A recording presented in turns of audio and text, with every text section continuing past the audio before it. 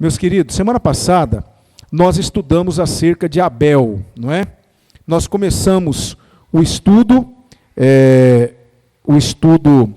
dos heróis da fé. Nós apresentamos para os irmãos um panorama da carta aos Hebreus. Nós pudemos, naquela oportunidade, aprender algumas coisas muito importantes sobre essa carta, que talvez é uma das maiores cartas, não no tamanho, mas no significado, na expressão do Novo Testamento.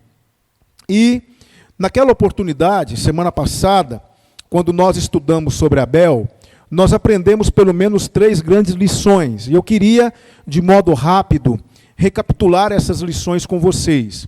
A primeira lição que nós aprendemos semana passada é que nosso culto deve ser fruto da nossa gratidão. Nós falamos sobre isso. Culto é gratidão. Culto é uma expressão do que está no nosso coração. Aprendemos também semana passada que nossa fé deve ser exercida com entendimento. Falamos um pouco sobre esta questão de não vivermos as coisas simplesmente porque os outros vivem, ou não basearmos a nossa vida com Deus naquilo que o outro vive com Deus. Abel, ele ofereceu a Deus um culto com entendimento, ele exerceu, ele demonstrou ter uma fé com entendimento. Hoje nós precisamos cultivar isso o tempo todo em nosso coração. E nós aprendemos também semana passada que o nosso relacionamento com Deus independe do preço que nós vamos pagar. Nós observamos, não é, que seguir a Cristo, assumir um compromisso fiel com o Senhor, isso requer de nós um preço. E nós, de lá para cá, de semana passada para essa, eu já conversei com alguns irmãos, já tive a alegria de conversar com muitos irmãos que realmente têm pago um preço por serem fiéis a Jesus. Então isso mostra claramente que o que nós aprendemos aqui na palavra de Deus é algo que todos aqueles que se colocam à disposição de Deus, que querem servir o Senhor, realmente eles vão pagar um preço por isso. Existe um preço a ser pago. E quem paga esse preço é o povo de Deus. Hoje nós vamos estudar sobre um outro grande herói da fé. E eu quero que você abra o coração, porque, irmãos, eu estava preparando esse estudo, e a minha esposa chegou hoje no meu escritório, né? E quando ela chegou no escritório, ela foi e falou alguma coisa comigo, e eu estava com a mão assim na cabeça, e ela me perguntou o que foi. E eu falei assim, gente, fazer esses estudos dos heróis da fé, o primeiro que é confrontado, o primeiro que toma uma sacudida de Deus somos nós, não é? Deus fala comigo, Deus me dá uma sacudida, eu percebo a responsabilidade que eu tenho de viver isso para ensinar para os irmãos. E aí eu falei assim, meu Deus, como Deus, ele é realmente radical, não é? Então, estudando sobre Enoque, irmãos, eu fui impactado pelo Senhor, eu fui confrontado pelo Senhor a assumir algumas posições, e isso realmente é algo que Deus espera de nós. A maldade proliferou na terra. Abra sua Bíblia, nós lemos Hebreus, agora vamos abrir nossas Bíblias em Gênesis capítulo 6, por gentileza. Gênesis capítulo 6 é aquele texto, 5 e 6, é aqueles textos correlatos, não é? São aqueles textos que vamos utilizar também para meditarmos acerca da vida de Enoque. Se os irmãos lerem comigo Gênesis 6, versículo 5, por gentileza, Gênesis 6, versículo 5, a palavra de Deus nos diz assim, viu o Senhor que era grande a maldade do homem na terra, e que toda a imaginação dos pensamentos do seu coração era má continuamente. Ou seja, a maldade proliferou, não é? Cresceu juntamente com o desenvolvimento da raça humana. Meus irmãos, nós precisamos entender que aqueles tempos não eram diferentes dos nossos. Quais são hoje as marcas da nossa sociedade? Relativismo, não é? Violência. Eu estava conversando com uma pessoa hoje, uma conversa muito boa. Fui fazer uma visita hoje, tendo uma conversa muito boa, e uma pessoa bacana, especial, me contou que já foi vítima de um assalto à mão armada, e o assaltante ficou segurando ele com um revólver apontado para a sua cabeça o tempo todo. E ele me disse que isso é algo comum que tem acontecido em muitos estabelecimentos, e nós temos visto notícias e mais notícias disso na televisão. Então nós observamos o aumento crescente da violência, o relativismo, o aumento da pecaminosidade que tem invadido o coração dos homens, não é? Esse avanço da ciência que tem trazido, ao mesmo tempo, benefícios para a sociedade, mas tem trazido também malefícios, porque tem tornado o homem cético. O aumento do ceticismo tem sido algo alarmante, não é? O cristianismo tem ganhado cada dia mais opositores. Então, nós estamos vivendo tempos tão difíceis quanto aqueles tempos que Enoque vivia. Nós temos que entender que, embora nós estivéssemos aqui no início da história da humanidade, a maldade sempre esteve presente no coração das pessoas. O homem é mau desde que ele surgiu na terra, depois que ele pecou. A maldade entrou no coração do homem. Então, nós precisamos entender isso. Depois do assassinato de Caim, a humanidade cresceu. Nós vamos ter esse relato aí a partir de Gênesis capítulo 4, capítulo 5, não é? A humanidade cresceu e nós vamos ver o desenvolvimento da raça humana e o surgimento de um povo piedoso. Por quê? Porque o povo havia se afastado de Deus, Deus foi ficando no esquecimento, então surge um homem cuja linhagem é aquela linhagem que vai começar a invocar o nome do Senhor, que é a linhagem de Sete. Sete foi outro filho de Adão, que Deus lhe deu no lugar de Abel, que Caim matou. É isso que o texto bíblico nos diz.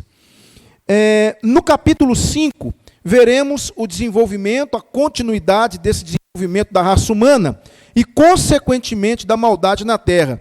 Surge, então, Enoque, que é o sétimo, ou seja, a sétima geração depois de Adão. Agora, irmãos, a palavra de Deus é maravilhosa, não é?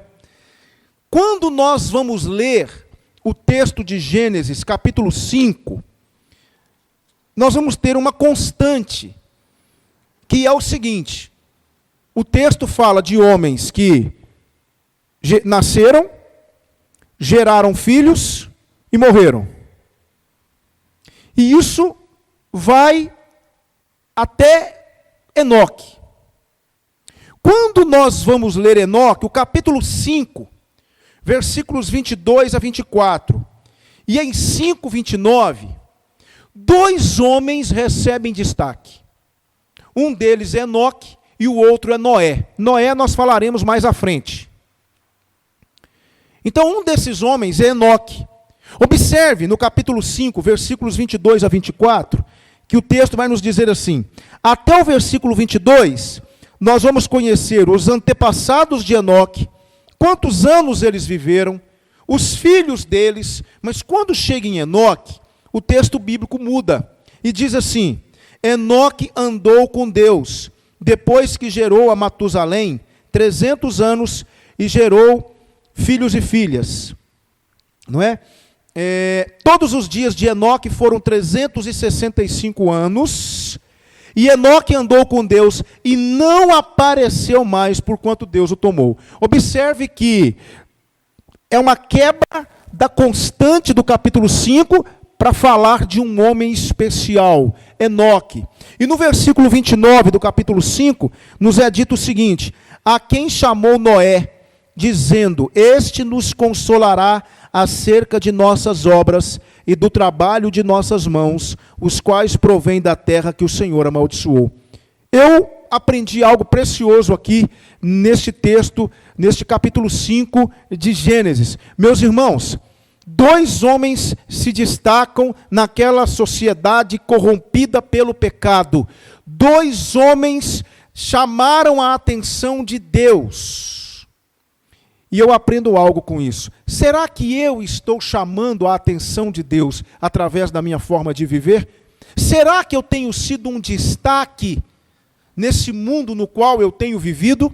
Será que eu tenho sido um crente comum ou um crente incomum? Por que o texto fala de Enoque? E por que o texto fala de Noé? Dois homens que chamaram a atenção de Deus, que foram diferentes, que marcaram gerações. Eu e você, como crentes que somos, não podemos aceitar o fato de sermos comuns. Nós precisamos cultivar um relacionamento com Deus a tal ponto de chamar a atenção de Deus. Sempre haverá crentes que se destacam aos olhos de Deus. Quem são eles? São os que Deus usa. São os incomuns, aqueles de quem se espera mais. Deus pode esperar mais de nós? Será que nós estamos sendo diferentes? Será que nós estamos chamando a atenção de Deus? Se nós olharmos para trás, nós vamos conhecer a história de inúmeros homens e mulheres simples, como eu e você, mas que chamaram a atenção de Deus. Homens e mulheres cuja história está registrada para que nós aprendamos que Deus usa aqueles que se colocam à disposição dele. Mas a história continua. Enoque foi incomum.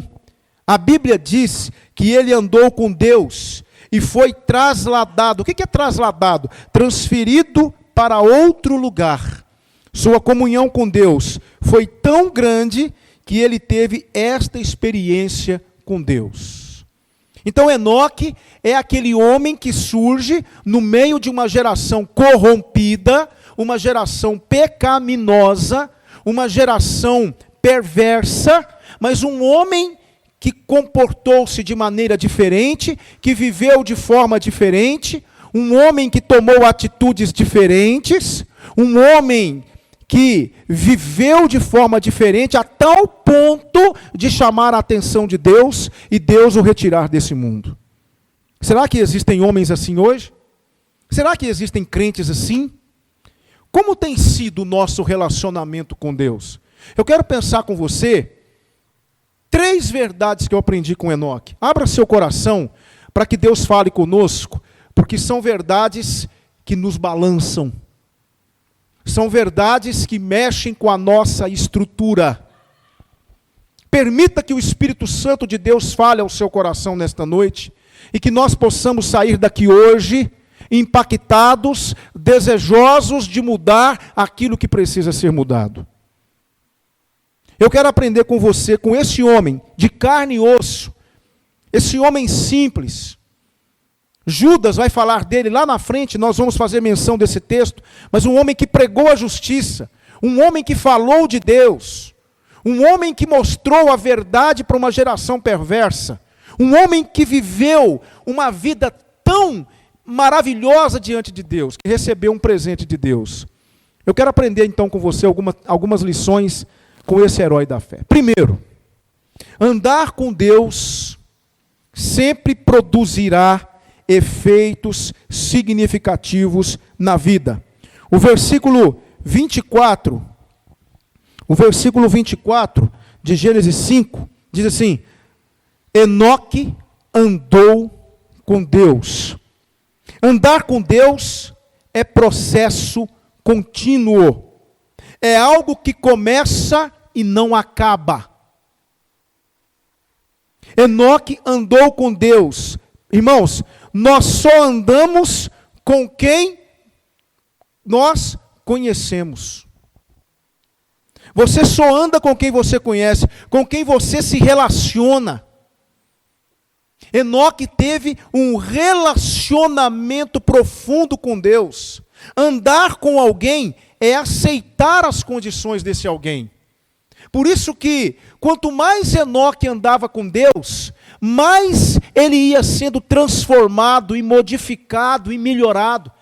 Quanto mais ele caminhava com Deus, mais esse caminhar produzia efeitos significativos na vida dele, a tal ponto dele se separar, tornar-se totalmente diferente daquela sociedade. Esse é o efeito de se andar com Deus. Quanto mais você caminha com Deus, quanto mais você busca a face de Deus, Quanto mais você se consagra a Deus, quanto mais você anda com Ele, mais mudanças acontecerão na sua vida. Mais você será transformado pelo poder de Deus. Meus irmãos, eu falo isso com muita responsabilidade diante de vocês. A igreja de Jesus Cristo hoje está carente de crentes assim. Há exceções? Há, graças a Deus. Mas o evangelho precisa de homens e mulheres que andem com Deus. Homens e mulheres que caminhem com Ele, que levem Deus a sério, que levem a vida cristã a sério. Infelizmente, nós estamos travando uma batalha terrível contra o esfriamento espiritual. O que tem acometido a igreja hoje é um esfriamento espiritual. As pessoas estão esfriando na fé. Eu preciso, irmãos, dizer isso para vocês. Nós somos, nesta noite, convidados pelo Senhor a repensarmos o nosso relacionamento com Deus. Levarmos Deus a sério. Levarmos o nosso relacionamento com Deus a sério. Sabe por quê? Porque esta chama, esta lâmpada não pode se apagar, irmãos. A igreja foi, é e continuará sendo o único reduto moral e referencial para essa sociedade corrompida. Não há nenhum outro reduto que possa servir de referência para a sociedade, a não ser a igreja de Jesus Cristo. O mundo precisa olhar para nós e ver em nós, ter em nós algo desejável. Eu quero ser como aquele povo, eu quero ser como aquela pessoa, eu quero ter aquele tipo de vida, eu quero ser daquela maneira. Meus irmãos, só seremos assim se nós andarmos com Deus. Só seremos referência para as pessoas se nós estabelecermos este propósito de andarmos com Deus. Se nós olharmos para Deus e falarmos para Ele: Senhor, eu vou onde Tu vais, eu estarei onde Tu estás. O Senhor está lá no hospital, então eu vou no hospital fazer visita para as pessoas. O Senhor está no presídio, então eu vou lá no presídio. O Senhor está no meio dos pecadores, então eu vou lá nos pecadores. Onde o Senhor for, eu vou. Será que nós teríamos coragem de dizer isso para o Senhor? Será que nós teríamos coragem de olhar para Deus e dizer assim: Senhor, onde o Senhor vai? Onde o Senhor vai hoje? Onde o Senhor vai operar hoje? Onde o Senhor realiza? Conta comigo, porque eu estarei lá também. Senhor, eu quero andar com o Senhor. Eu quero caminhar com o Senhor. Eu quero aprender com o Senhor. Eu quero levar a sério a minha vida cristã. Meus irmãos, nós estamos no fim dos tempos. O fim do mundo está chegando. Jesus está voltando. Porque tudo que anda acontecendo está cabalmente de acordo com a palavra de Deus. Nós estamos às vésperas da volta de Jesus. E nós precisamos nos preparar para isso. E a única maneira é andando com Deus. O que temos, o que conquistamos, ficará aqui. Mas aquilo que nos tornarmos, perdurará por toda a eternidade. Então, Enoque, ele foi influenciado. Ele foi influenciado pelo Senhor, porque ele andava com Deus. Ele caminhava dentro daquele padrão estabelecido por Deus, e isso foi modificando a vida dele. Veja só, Miqueias, capítulo 6, versículo 8. Veja o que a palavra de Deus vai nos dizer, no livro do profeta Miqueias, já está ali na projeção, diz assim: e ele te declarou, ó homem, o que é bom, e que é que o Senhor pede de ti, senão que pratiques a justiça, ames a benignidade e andes humildemente com teu Deus. O que é que Deus quer de nós? Será que Deus quer de nós são ofertas financeiras? Será que Deus quer que nós simplesmente façamos sacrifícios? Será que Deus quer de nós que nós abandonemos certas práticas? Eu creio que sim, no tocante a essa última palavra, mas Deus quer que nós andemos humildemente com Ele. Andar com Deus é aceitar o padrão de Deus para a minha vida. É dizer para Deus: Senhor, como Paulo disse lá em Gálatas 2:20, não sou eu mais quem vivo, mas é Cristo que vive em mim. E a vida que agora vivo na carne, vivo na fé no Filho de Deus, que me amou e a si mesmo se entregou por mim.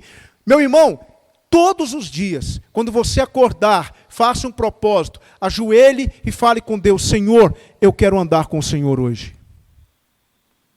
Senhor, eu estou indo trabalhar. Daqui a alguns minutos eu estarei no meu trabalho. Meu Deus, eu quero andar lá no meu trabalho. Eu quero andar com o Senhor. Dirige os meus passos. Eu quero dar os passos certos. Eu quero caminhar junto com o Senhor. Eu quero que o seu padrão me influencie. Eu quero me adequar ao seu padrão, lá no meu trabalho, lá na minha escola, lá na rua, no supermercado, no trânsito, onde quer que eu me encontre, eu quero viver o padrão de Deus. Isso é andar com Deus. A fé de Enoque, irmãos, é prática. Não é uma fé oral. Não é aquela fé que nós ouvimos comumente por aí. Eu tenho muita fé, muita fé. Tudo bem, eu não vou entrar no mérito da questão, mas isso tem influenciado a sua vida? Isso tem feito com que você tome atitudes diferentes? Isso tem modificado a sua forma de lidar com o seu dia a dia? A fé de Enoque foi uma fé prática, é a fé que funciona, é a fé que produz efeito no viver, influencia a vida. Se a sua fé, se a nossa fé não produz nada em nós, a nossa fé é morta. Que negócio é esse de dizer que eu tenho fé, mas eu continuo vivendo do mesmo jeito, eu continuo fazendo as mesmas coisas que eu fazia, eu continuo sendo o que eu sempre fui? Andar com Deus muda a minha vida. Andar com Deus produz efeitos significativos na minha vida. É inaceitável alguém dizer que anda com Deus e continua vivendo da mesma maneira. Enoque foi tirado desse mundo. Deus levou Enoque para esse mundo, porque cada dia, quanto mais o povo pecava, quanto mais o povo se afastava de Deus, quanto mais o povo se distanciava de Deus, mais Enoque se aproximava dele, mais Enoque se distanciava do mundo, mais Enoque era santo. Meus irmãos, só existe uma maneira de sobrevivermos nesse mundo sombrio e pecaminoso, é andando com Deus. Com quem você anda? Existem aqueles que têm andado com más companhias, a palavra de Deus diz isso, não diz? As más companhias corrompem os bons costumes. Quantas pessoas hoje estão enlameadas do pecado? Quantas pessoas estão longe de Deus porque começaram a andar com más companhias? Eu conheço uma jovem que canta maravilhosamente bem, uma jovem que tem muitos talentos. Foi para a igreja, creu em Cristo, cantava na igreja, era uma bênção nas mãos de Deus. Uma bênção nas mãos de Deus.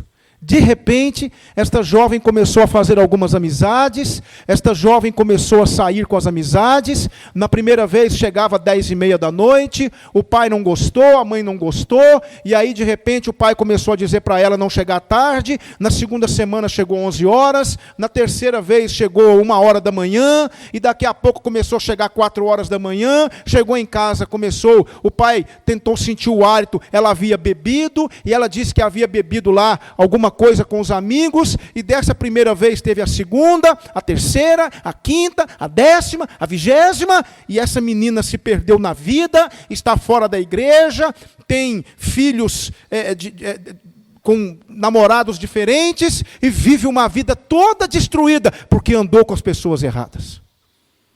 Quantos estão andando com pessoas erradas?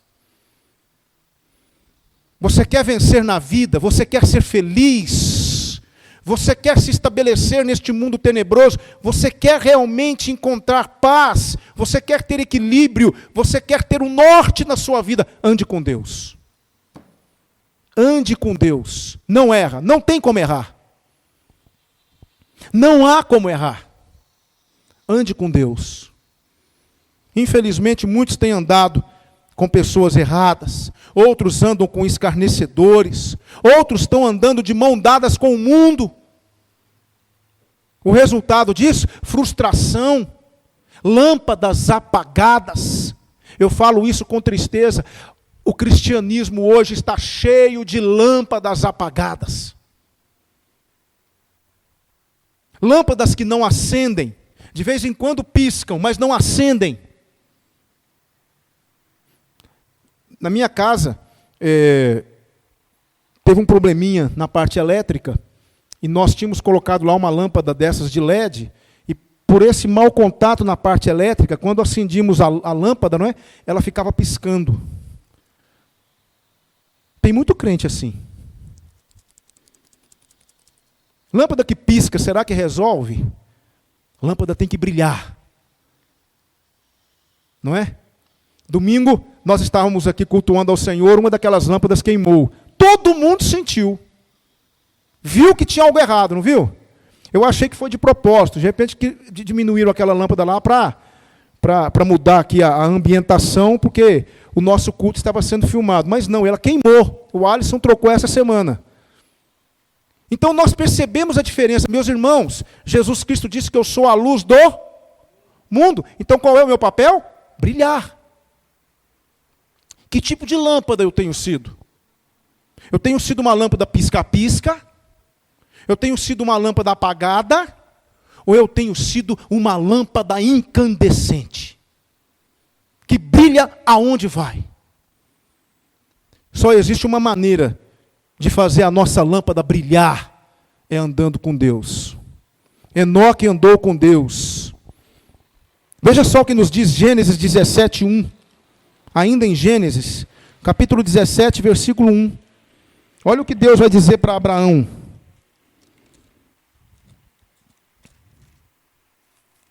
Gênesis 17, 1. Quando Abraão tinha 99 anos, apareceu-lhe o Senhor e lhe disse: eu sou Deus Todo-Poderoso, anda em minha presença e sê perfeito. Eu quero aprender uma segunda lição nesse texto com Enoque. O versículo 24 de Gênesis 5, ainda o versículo 24, nos diz: andou Enoque com Deus e não apareceu mais, porquanto Deus o tomou. Sabe o que eu aprendo com isso aqui, irmãos? E eu louvo a Deus pela palavra dele. Sabe por que Enoque foi trasladado? Sabe por que Enoque recebeu essa recompensa do Senhor? Enoque recebeu essa recompensa de Deus porque ele não foi econômico com Deus. Ele não foi econômico com o Senhor. Se você quer receber de Deus grandes coisas, não seja econômico com Deus. Meus irmãos, eu tenho visto com tristeza que muitos crentes têm sido econômicos para com Deus. Têm vivido uma vida de faz de conta. Nem lá nem cá. Não tem sido radical em relação a Deus. Tem sido econômico. Faz lá a sua oração quando acorda. Faz lá uma oração. Um dia eu fui almoçar na casa de uma crente. E nós estávamos à mesa para almoçar. Eu ainda não era pastor, nem seminário eu fazia. Mas eu não me esqueço disso. Nós fomos almoçar lá. Isso tem mais de 20 anos. Mas eu nunca me esqueci. Nós fomos almoçar e aí a mãe dela disse assim: filha, ora a Deus. E ela disse assim: Senhor, tudo que eu disse ontem, amém. Senhor, tudo que eu disse ontem, amém. Foi a oração dela. E aí você olha para a vida dela. Você olha para a vida de pessoas que são econômicas com Deus. Olhe para a vida de quem é econômico com Deus. De quem não investe em Deus. Olhe para a vida. Não inspira segurança. Qualquer probleminha vai embora. Não resiste às tribulações. Eu estive conversando com um casal ontem, conversei com um irmão, e como eu fui abençoado por essa conversa. Porque é um irmão que tem enfrentado tribulações na vida, mas eu fiquei impressionado de ver a forma como ele encara essa tribulação, meu irmão. Sabe por quê? E aí eu começo a fazer uma comparação. É inevitável que façamos comparações. Eu vejo a vida desse irmão e eu percebo, é um irmão que não é econômico com Deus, é um irmão que investe em Deus. Quanto mais você investe no Senhor, mais rico espiritualmente você se torna. Hoje nós temos vivido uma pobreza, pessoas pobres espiritualmente. Quando você não investe em sua vida espiritual, você está assinando um termo de falência. Enoque não foi econômico, Enoque andou com Deus e ele se entregou de verdade para Deus. É incrível, meus irmãos, o nível de intimidade que Enoque tinha com Deus. Foi tão grande, mas tão grande, mas tão grande que Deus disse, vem para mim, você não vai provar a morte. Como tem sido a nossa intimidade com Deus? Como tem sido a nossa vida com Deus? Será que eu tenho investido no reino de Deus? Será que eu tenho investido no meu relacionamento com Deus? Eu sei que muitos não puderam estar aqui nesta noite, alguns me avisaram que não estariam, e eu sei disso, mas eu sei que muitos podiam estar aqui nesta noite, mas não estão. Sabe o que é isso? Economia. Somos econômicos com Deus. Eu conheci um jovem, eu fui líder de um jovem, e ele dizia claramente, eu não vou na EBD, eu não vou na escola bíblica dominical, porque eu não posso perder a minha corrida de Fórmula 1. Para ele valia mais ver uma corrida de Fórmula 1 do que ouvir e receber o alimento de Deus. Meus amados irmãos, quantas pessoas estão investindo, não é? Investem em várias coisas, mas não investem na sua vida com Deus. Tem vivido uma vida econômica com Deus. Senhor, eu vou só até aqui, mais do que isso eu não consigo. Senhor, eu vou te dar isso, tá bom? Final de ano, quando vamos eleger nova diretoria, que luta é eleger uma nova diretoria? Eu me encontrei uma vez com uma irmã muito querida no centro da cidade, lá em Divinópolis, e eu conversei com ela, ela havia sumido, ela falou assim, meu irmão, estou passando por um período difícil, eu agora decidi ficar um tempo na caverna, igual Elias. Eu falei assim, minha irmã, mas Deus mandou Elias sair de lá. Não foi isso que Deus disse? Que fazes aqui, Elias? Tem muita gente que quer ficar na caverna. É mais cômodo. Não, Senhor, eu venho só até aqui, Senhor, só até aqui. Isso que eu estou te dando, tá bom, Senhor? É só o que eu tenho para te dar. Meus irmãos, Deus merece mais. Mais de nós. Eu tenho muito mais para oferecer para Deus. Meus irmãos, eu não aguento, eu vou ter que falar. Eu tenho que falar. Irmãos, nós tivemos uma reunião aqui sábado, e um irmão muito amado disse algo tremendamente maravilhoso. E eu disse, Senhor, que o Senhor ouça isso. Ele disse assim, meu irmão, eu acho errado a igreja fazer campanha para fazer isso e aquilo. Isso tinha que ser algo natural na igreja. E aí eu me lembrei, reportando-me hoje ao que esse irmão muito amado disse, eu me lembrei de Êxodo 36, 1-6, vamos ler. Eu me lembrei do que esse irmão disse, eu falei, meus irmãos, eu pensei comigo assim, gente, é incrível como que ele falou no sábado, e Deus está confirmando isso hoje para mim. Êxodo capítulo 36, vamos ler, irmãos? Sinceridade, isso aqui mexe comigo, gente. Isso aqui mexe comigo mesmo. E eu quero que vocês saibam que tudo que eu estou falando aqui é por amor aos irmãos e por amor ao nosso Deus. Veja só Êxodo 36, 1-6. Oh Deus Todo-Poderoso, que isso aqui entre no nosso coração, que nós sejamos assim. Êxodo 36, de 1 a 6.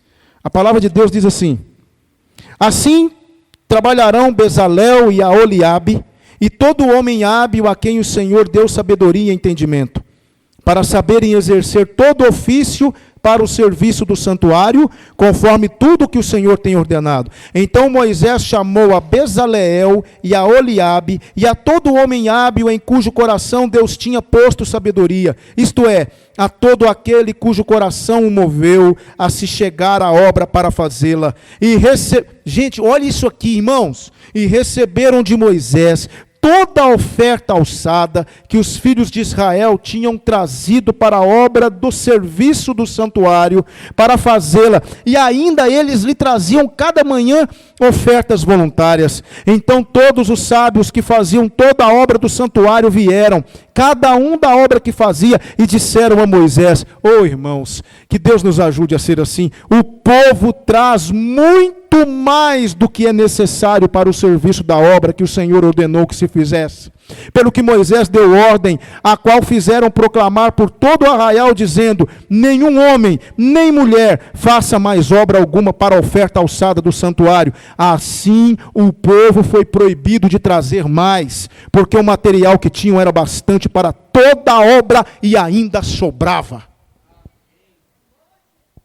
Meus irmãos, nós não podemos ser econômicos com Deus. Não podemos ser. Eu tenho muita reserva para falar de dinheiro na igreja, mas eu falo. Se for preciso, eu falo. Porque eu falo com responsabilidade, eu não falo como outros que exploram a fé das pessoas, mas eu falo para despertar o povo de Deus. Não sejamos econômicos na obra de Deus, irmãos. Eu queria, irmãos, não ter que conclamar o povo para participar de campanha na igreja. Eu queria lançar um desafio. Irmãos, nós precisamos colocar todos na lateral do nosso templo. Nós precisamos construir a nossa área social lá em cima. Precisamos resolver a questão aqui, dessa parte de esgoto aqui do nosso templo. Meus irmãos, nós precisamos legalizar o nosso templo. Meus irmãos, precisamos resolver isso. E Deus tocar no coração do povo de Deus e ter tantas ofertas que nós precisaríamos dizer: irmãos, já está bom, temos o suficiente. Oh, irmãos, é isso que a palavra de Deus nos diz. Se tem algum visitante aqui nesta noite, eu quero dizer para você que essa palavra não é para você. Essa palavra é para o povo de Deus. Muitas vezes nós investimos na nossa casa, arrumamos a nossa casa, trocamos os móveis, fazemos aquela viagem, compramos isso, compramos aquilo, e eu não estou dizendo que é errado, mas nós nos esquecemos da obra de Deus. Deixamos a obra de Deus em segundo plano. Deixamos a obra de Deus para quando sobra. Meus irmãos, Enoque não foi econômico com Deus. E muitas vezes nós estamos sendo econômicos com o Senhor. Estamos sendo econômicos no nosso relacionamento e estamos sendo econômicos na nossa liberalidade. Eu conclamo o povo de Deus a repensarmos isso. Meus irmãos, invista no reino de Deus. Invista na sua igreja. Seja fiel nos seus dízimos, nas suas ofertas. Entenda que isso não é para encher o bolso do pastor, não é para que o pastor tenha um privilégio que outros não têm. Pelo contrário, meus irmãos, eu nunca na minha vida, nunca aceitei convite de ministério pensando em dinheiro, nunca. E nunca vou fazer isso. Porque quem cuida de mim é o Senhor. Quando eu aceitei o convite desta igreja, para ser pastor desta igreja, eu nem tinha ouvido ainda quanto seria o valor que a igreja me ofereceria. Eu não vim preocupado com isso. Não me preocupo com isso. Deus cuida de nós. Eu tenho aqui uma esposa que eu amo, que pode atestar o que eu estou dizendo. Deus tem sido maravilhoso conosco. Eu olho para a casa que eu moro hoje, eu falo: meu Deus, eu nunca me imaginei morando numa casa dessas. Mas Deus usou a igreja para me presentear com uma casa que eu nunca me imaginei morar. Eu olho para o meu carrinho lá e falo: Senhor, há um tempo atrás eu tinha um carrinho queimando óleo, fazendo um barulho por onde eu andava. Eu tinha até vergonha de andar no centro da cidade com aquele carro, todo mundo olhava para mim. Agora eu estou com esse carrinho bom aí. Eu olho para a minha despensa e eu vejo a minha despensa cheia. Mas, meus irmãos, em momento nenhum, nunca me preocupei com isso. Porque eu sei que Deus cuida de nós. O que me preocupa é avaliar o meu coração e entender. Eu estou sendo liberal com Deus, como Ele tem sido comigo. Eu estou investindo no reino de Deus. Meus irmãos, eu quero investir no reino de Deus. E você? Eu não quero ser econômico com Deus. Enoque não foi econômico com o Senhor. Enoque não foi econômico com o Senhor. Ele investiu no relacionamento dele com Deus. Ele se doou, ele se entregou. Eu abri esse parênteses para mostrar para os irmãos que nós precisamos investir na obra de Deus. A Bíblia diz que Deus ama ao que dá com alegria. Eu não vou ficar batendo nessa tecla e chegando perto do irmão, não sou disso, meu irmão, como é que está aí a sua vida financeira aí? Meu irmão, nós estamos... eu não sou assim. E nunca vou fazer isso. Mas quando precisar mostrar para o povo de Deus, que é a igreja, meus irmãos, o povo de Deus precisa sustentar a obra de Deus. Nós, batistas, temos como prerrogativa não depender do governo. Não temos auxílio do governo. Quem cuida da obra de Deus é o povo de Deus. Por isso eu conclamo você a não ser econômico com Deus. E eu não estou me referindo só à parte financeira, eu estou me referindo ao seu dia a dia com Deus. Meu irmão, invista. Se você tem algum talento, se você tem algum dom, chegue perto do pastor da igreja e fale: pastor, eu quero trabalhar na igreja. A irmã Cida me procurou, quando eu cheguei, mal cheguei, a irmã Cida me procurou e disse: pastor, me use, eu quero trabalhar. Eu gosto muito de trabalhar com isso e com isso. E a irmã Cida já tem trabalhado e nos abençoado tanto.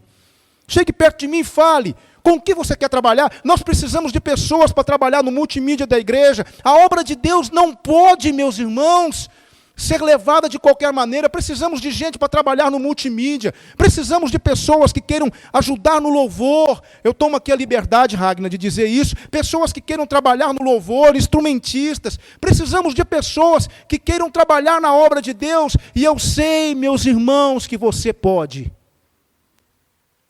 Chegue perto de mim e fale: pastor, conta comigo. Eu não quero mais ser econômico com Deus. Eu quero ser como Enoque. Eu quero investir, pastor. Deus me deu talento, eu não quero mais enterrar, eu quero colocar na obra. Marcelo hoje colocou aqui em cima uma placa. Marcelo, que placa maravilhosa. Parabéns. Coisa linda. Os irmãos já viram a placa? Coisa linda. Eu passei aqui hoje, eu fiquei sabendo que ele estava colocando. Aí eu desci para pegar hoje as meninas, já em cima da hora, porque eu estava terminando o estudo, desci para pegar as meninas e falei assim: não, eu vou lá ver a placa primeiro. Quando cheguei aqui, tinha uma água vazando ali, o trânsito tudo emperrado, e eu tive que fazer uma volta toda, mas eu passei aqui só para ver a placa. Sabe o que é isso? Investindo no reino de Deus. Você investe, Deus abençoa. Eu não estou aqui, meus irmãos, defendendo teologia da prosperidade, nada disso. Mas eu estou aqui defendendo verdades essenciais da palavra de Deus. Quanto mais nós investirmos em Deus, mais será o retorno que teremos. Em todos os aspectos. Invista. Não seja econômico com Deus. 2 Pedro 3,18 diz: antes crescei na graça e no conhecimento, não é? Do nosso Senhor e Salvador Jesus Cristo. A Ele a glória, assim agora como no dia da eternidade. Amém. Cresçam na graça, cresçam no conhecimento, não sejam econômicos, leiam a Bíblia, estudem a Bíblia, procurem, tenham vida de oração, invistam no reino de Deus, invistam no seu crescimento. Não sejamos medíocres nas questões espirituais. Não limitemos o nosso relacionamento com Deus a vir num culto, a sentar num banco, cantar alguns cânticos e voltar para casa. Sejamos mais do que isso. Vamos investir no reino de Deus. Não vamos ser econômicos com o Senhor. Efésios 5,18, Paulo vai dizer para os Efésios: não vos embriagueis com vinho, mas enchei-vos do Espírito. O que é isso, Mamed? É não economizar. Busque se encher do Espírito de Deus. Ore, Senhor, me encha do teu Espírito. Eu quero ser um crente cheio do Espírito Santo de Deus. Eu quero ser um crente cheio do Espírito Santo de Deus. Eu não quero ser um crente econômico. Eu aprendo mais uma última lição e vamos caminhando para o final do nosso culto. Eu aprendo mais uma última lição. Não tenhamos medo de sermos diferentes. Enoque não teve medo de ser diferente daquela geração. Uma geração corrupta, corrompida, pecaminosa, e ele foi diferente. Tão diferente, mas tão diferente, que Deus o tomou para si. O nível, o padrão, a conduta de Enoque foi tamanha que Deus disse, você não vai ficar aí, vem para cá. É por isso que a Bíblia diz em Hebreus que destes o mundo não era digno. Eram homens e mulheres acima da média. Meus irmãos, nós não podemos ter medo de sermos diferentes. Enoque foi diferente de sua geração. Eu fico imaginando as zombarias, os escárnios, o alto preço que ele precisou pagar para ser diferente. Semana passada, nós falamos sobre a diferença no tocante à nossa fé, ao nosso culto. Hoje eu quero dizer para você, nós precisamos ser diferentes na nossa forma de pensar, na nossa forma de agir. Praticamente, meus irmãos, avalia comigo. Como é que eu vou ser diferente se eu não sou diferente? Simples assim. Preste atenção numa coisa. Vamos ser realistas, porque eu tenho certeza de que o que eu vou falar aqui, todo mundo tem percebido e tem observado. Todos nós. Faça uma análise. Faça uma leitura da igreja evangélica hoje, no mundo, no Brasil. Tudo o que tem no mundo tem na igreja, irmãos. Eu já falei isso e vou repetir. Tudo que tem na igreja, no mundo hoje, praticamente tudo, tem na igreja. Quer ver uma coisa? Tem festa junina no mundo? Tem festa junina na igreja. Tem. Tem rodeio no mundo? Tem o rodeio de Cristo. Não é? E aí, ao invés do locutor dizer assim, segura peão, ele diz assim, segura cristão. É desse jeito, mesma coisa. Tem carnaval no mundo? Tem carnaval na igreja. Tudo que tem. Tem boate no mundo? Tem boate na igreja. Tudo. Eu vou dizer uma coisa para vocês aqui que eu ouvi. Carece de fontes. Mas eu não duvido. Eu não duvido. Sabe? Eu não duvido, irmãos. Já vi cada coisa que eu não duvido. Eu fiquei sabendo que uma produtora de filmes pornográficos está preparando para o lançamento de um filme pornográfico evangélico. Os atores são homens e mulheres que são casados. Não haverá ali aquela bagunça que dizem haver ali, mas serão homens, atores serão casados e serão considerados como um filme educativo. O ponto que chegamos, irmãos.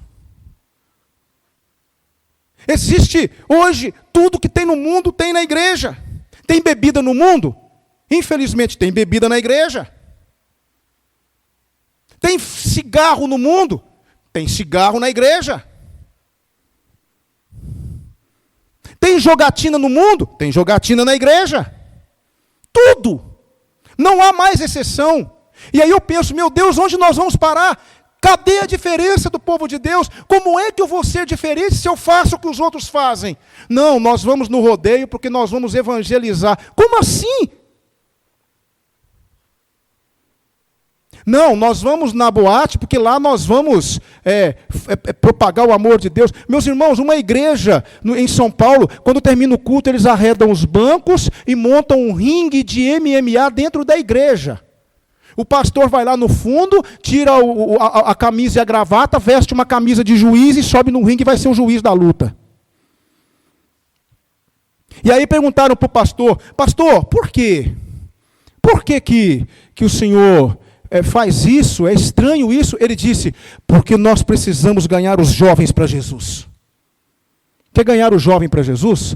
Prega o evangelho para ele. Quer ganhar o jovem para Jesus? Fale do amor sacrificial de Cristo para ele. Confronte o jovem com o pecado. Mostre para o jovem que ele é um pecador e se ele não crer em Cristo, ele vai para o inferno. Não somos nós que temos que descer, mas são eles que têm que subir. Depois me chamam de radical, como eu já ouvi lá em Divinópolis, retrógrado, careta, quadrado. Me chamem de tudo isso, irmãos, mas o meu coração está aqui. É aqui. E eu oro a Deus, e eu sinto do Senhor, que esta igreja, em nome de Jesus Cristo, será uma igreja santa para a glória de Deus. Porque nós vamos extirpar essas coisas do nosso meio. Porque nós vamos dizer para o mundo, eu conheço alguém que salva você, mas você tem que vir para cá, para ser transformado por ele, e não nós para lá. Enoque foi diferente. Enoque foi um homem diferente, ele teve coragem. Para ser diferente hoje, você tem que ter coragem. Para um jovem chegar perto de uma jovem hoje e falar para ela assim, eu quero namorar com você, mas eu quero ter um namoro santo, sem sexo, tem que ter coragem. Tem que ter coragem. Um dia eu estava viajando no supermercado ABC, eu fui fazer um curso em Juiz de Fora. Estava eu e mais algumas pessoas numa van, e tinha um rapaz do meu lado, e passou uma mulher muito bonita, e ele quase quebrou o pescoço para olhar para a mulher, e fez aquela coisa feia que eles fazem, né? Fez aquele assobio, aquela coisa toda, e eu fiquei olhando para frente, e ele então olhou para mim e me cutucou. Nossa, você viu? Você viu? E eu, não. Você não gosta de mulher não, rapaz? Eu falei assim, gosto, e a minha está lá em Divinópolis.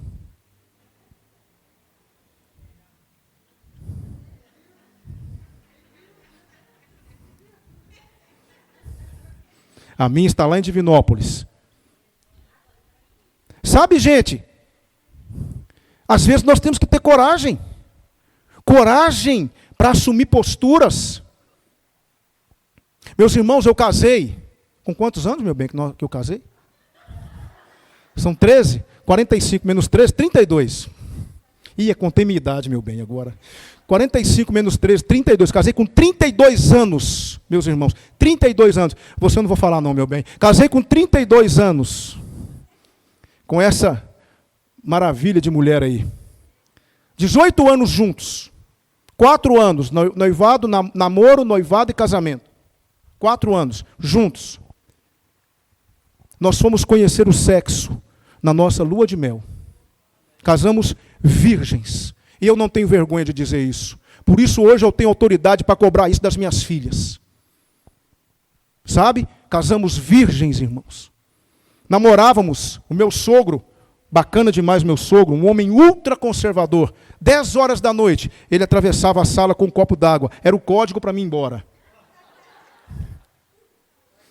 Está na hora de ir embora. Ela ia comigo para o portão. Você acha que eu e a Cléria ficávamos no portão? Abraça para lá, abraça para cá, sobe, desce. Não. 10 minutos. Não era, meu bem? 10 minutos.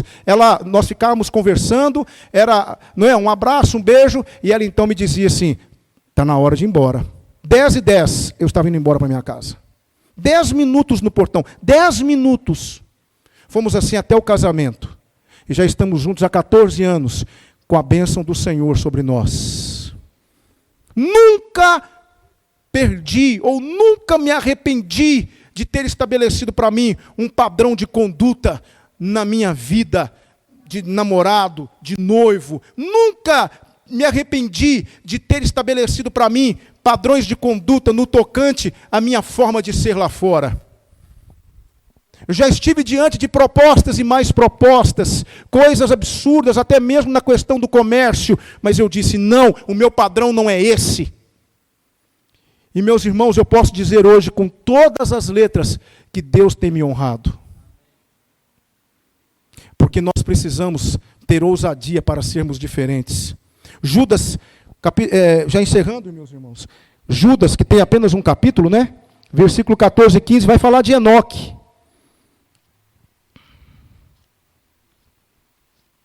Judas, versículo 14 e 15. Para estes também profetizou Enoque, o sétimo depois de Adão, dizendo: eis que veio o Senhor com os seus milhares de santos, para executar juízo sobre todos e convencer a todos os ímpios de todas as obras de impiedade que impiamente cometeram e de todas as duras palavras que ímpios pecadores contra ele proferiram. Como é que Enoque podia dar essa sentença se ele não fosse diferente, se ele não vivesse isso que ele estava dizendo aqui? Enoque viveu de maneira tal que ele poderia cobrar isso das pessoas.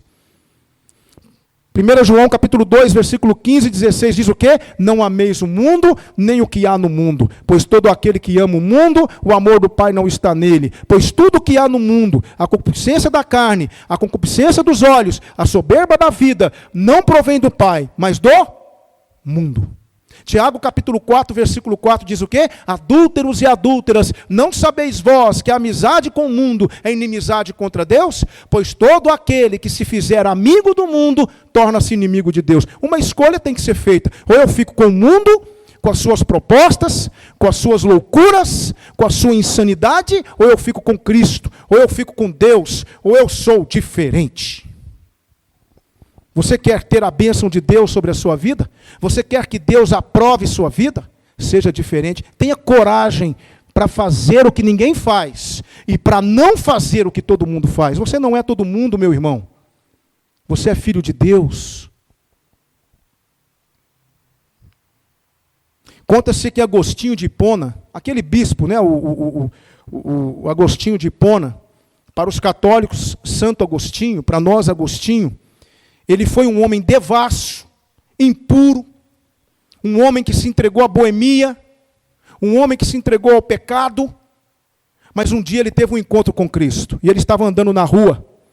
E quando ele estava andando na rua, algumas prostitutas da época em que ele era boêmio começaram a gritar: ô Agostinho, vem cá, Agostinho! Agostinho, está lembrado de mim, Agostinho? Vem aqui, Agostinho! E ele continuou andando. E aí chegou uma mais perto e disse: Agostinho, não está me reconhecendo? E ele olhou para ela e disse assim: quem é Agostinho? Agostinho morreu. Não conheço Agostinho. Agostinho não existe mais. Eu não conheço a vida dos irmãos aqui, conheço de alguns, mas não conheço de todos. Qual seria a nossa resposta se alguém gritasse: Alex! Ô Alex! Vem cá, rapaz! Vamos dar uma saída, vamos curtir, vamos cair na night. Alex? Quem é Alex? Alex morreu. Não é bom, irmãos? Não seria bom, podemos dizer assim? Fernando, não conheço o Fernando. Fernando nasceu na igreja, Fernando? Não? Hã? Era católico. Fernando! Ô, Fernando! Vamos ali, rapaz. Vamos bater um papo. Fernando? Quem é Fernando? Fernando morreu. Ô, Mamed! Rapaz, está lembrado de mim, rapaz? Ei, Mamed! Quantas e quantas nós aprontamos, hein? E o Mamed diz assim: Mamed? Você tem certeza que está falando com a pessoa certa? Mamed morreu. Oh, irmãos, que nós possamos ser assim. Enoque foi assim. Enoque foi assim. Eu quero apenas recapitular e nós vamos encerrar o culto. Eu hoje exagerei um pouquinho aí na forma de falar, mas John Wesley, o grande pregador John Wesley, ele disse assim: ponha fogo no seu sermão, ou se não, ponha seu sermão no fogo. Então, de vez em quando, você tem que mostrar, não é? Igual o George Whitefield, que foi um grande pregador, não é? Um homem assim que ele gritava, esbravejava, aí um ateu foi correndo para ouvir George Whitefield. Aí encontraram com ele e falaram assim: onde você vai, rapaz? Eu vou ali ouvir George Whitefield. Mas você não acredita em nada do que ele diz. Aí ele falou assim: eu não, mas ele acredita. Então, irmãos, às vezes a gente é um pouco mais enfático porque a gente acredita naquilo que nós estamos falando. Nós cremos naquilo que nós estamos falando, e às vezes os irmãos vão ter que acostumar comigo, sabe? Às vezes eu me dou uma vontade de entrar no seu coração, mas eu não tenho esse poder. Mas eu oro para aquele que tem, para que nós possamos ter todos o mesmo pensamento. Tudo isso é para o bem da igreja, é para o nosso crescimento. Outras questões nós vamos pensar mais à frente, enquanto estudamos os heróis da fé. Então, Enoque, ele andou com Deus e isso produziu efeitos significativos na sua vida. Ele não foi econômico com Deus e ele não teve medo de ser diferente. Isso é o que eu desejo para a minha igreja, que hoje está um número muito expressivo. Louvado seja Deus pela sua vida. E eu quero convidar você a estar conosco na próxima quarta-feira, porque nós vamos continuar estudando sobre os heróis da fé. Espero que vocês estejam sendo abençoados, como eu tenho sido abençoado, e que nós possamos ir para casa, não com raiva do pastor Alex. Pastor Alex pegou pesado demais hoje. Não entenda assim não. Pense que de repente Deus está nos mostrando algumas coisas, porque Ele quer nos usar. Ele tem planos para nós. E Ele quer que nós entendamos algumas questões. Tudo isso é por amor, irmãos. Eu louvo a Deus pela vida de vocês. Amém?